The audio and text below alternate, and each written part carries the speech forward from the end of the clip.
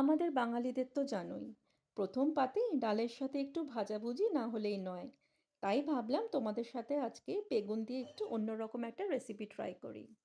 প্রথমে মিক্সিং জারে নিয়ে নিলাম সাদা সর্ষে, কালো সর্ষে, পোস্ত, নারকেল, কাঁচা লঙ্কা, অল্প নুন আর একটু চিনি দিয়ে একটা জল দিয়ে একটা পেস্ট বানিয়ে নিলাম। নিয়ে নিলাম একটি বেগুন, চাকা চাকা করে পাতলা পাতলা করে কেটে নিতে হবে। বেশ কয়েকটা আমি এরকমভাবে পিস কেটে নিলাম। এরপরে যে পেস্টটা আমি বানিয়েছিলাম, একটা বেগুনের পিঠে ভালো করে মাখিয়ে নিলাম।